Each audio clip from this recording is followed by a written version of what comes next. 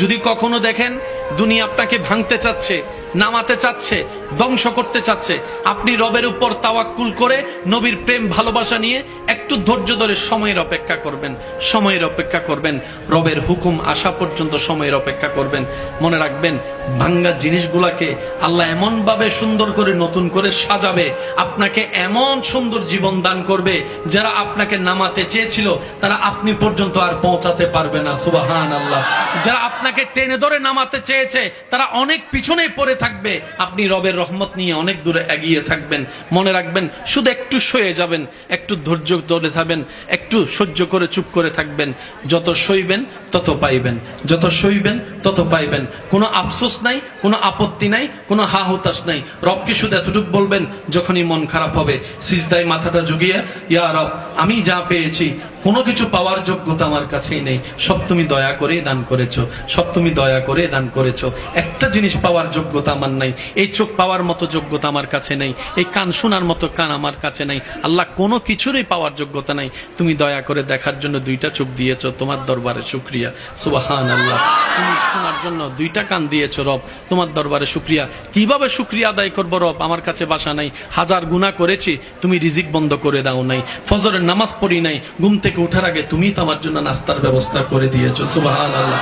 আল্লাহ, এত গুনাহ করেছি, এত নাফরমানি করেছি, তারপরে তুমি বারবার ডেকেছো, বারবার করে ডেকেছো, বারবার করে ডেকেছো। কুল ইয়া ইবাদিয়াল্লাযিনা আসরাফু আলা আনফুসিহিম লা তাকনাতু মির রাহমাতিল্লাহ। তুমি বলেছো মাওলা, তুমি বলেছো, বুঝতে পারিনি বুঝার মতো করে আল্লাহ তুমি এত দয়া করেছো। আল্লাহ, না বুঝে অনেক হা হুতাশ মন খারাপ করেছি, আজকে থেকে আর করব না। আজকে থেকে তুমি দিলো আলহামদুলিল্লাহ, না দিলে ডবল আলহামদুলিল্লাহ, না দিলে ডবল আলহামদুলিল্লাহ, না পাইলে ডবল আলহামদুলিল্লাহ। কারণ যেটা পাওয়া সেটা আমার চাওয়া ছিল, যেটা না পাওয়া সেটা তোমার চাওয়া ছিল, আর আমি বান্দা হয়ে তোমার চাওয়াতেই খুশি হয়ে আলহামদুলিল্লাহ বলতে লাগলাম। আপনি এই অভ্যাসটা একটু করার চেষ্টা করেন, কোনো হা হুতাশ নাই, কোনো আফসোস নাই। আলহামদুলিল্লাহ, আলহামদুলিল্লাহ, আলহামদুলিল্লাহ, আলহামদুলিল্লাহ। এবার রব্বুল আলামিন আপনার এই আলহামদুলিল্লাহ যদি রবের দরবারে একবার কবুল হয়ে যায়, লা ইন শাকারতুম লা আযীদান্নাকুম আয়াত আপনার উপর চলে আসবে নিয়ামত হয়ে। বলেন না সুবহানাল্লাহ।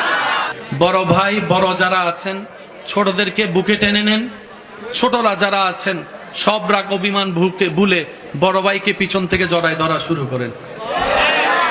কারণ যেই কারণে, যে কথার কারণে, যে বিষয়ের কারণে আজকে নিজের মায়ের পেটের ভাই বোনদের মধ্যে দ্বিধাদ্বন্দ্ব, দ্বন্দ্ব, এর মধ্যে 80% শয়তানের হাত আছে না নাই? ছোট কথাকেও বড় হিসাবে আপনার সামনে তুলে ধরেছে। আবার কিছু কিছু মানুষ ওয়াসওয়াসিল খান্নাস, আপনার পরিচিত মানুষ আপনার বিপক্ষে, আপনার ভাইকে, ভাইয়ের বিপক্ষে আপনাকে কান পরা দিয়ে আপনাদের ভিতর দূরত্ব এনে দিয়েছে। কথা বলেন ঠিক কিনা?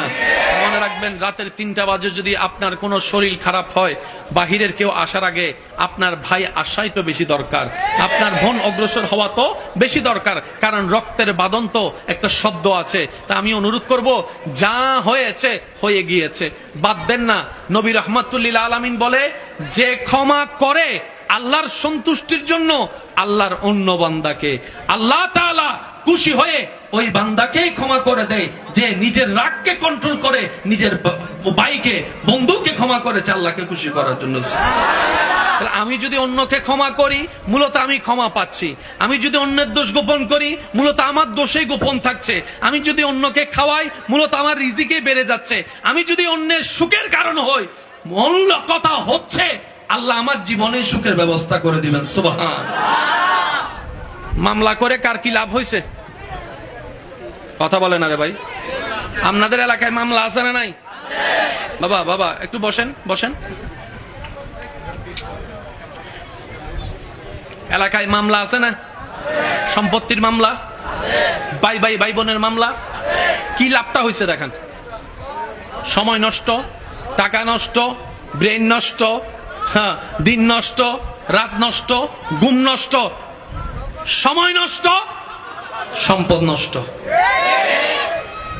অথচ আপনি যদি আল্লাহর দিকে তাকায়, যা ভাই 1 ইঞ্চি জায়গা তো যা দিলাম, 1 হাত জায়গা যা দিলাম, তুই আমার ছোট ভাই দিলাম। কারণ আমি তো বড় হয়ে আসিনি, আমার আল্লাহ জেনে শুনে আমাকে তোদের বড় ভাই বানাইছে, বড় বোন বানাইছে। তার মানে আল্লাহ আমাকে বড় হওয়ার যোগ্যতা দিয়েই বড় বানিয়ে পাঠিয়েছে। বড়দের কাজ হচ্ছে বট গাছ।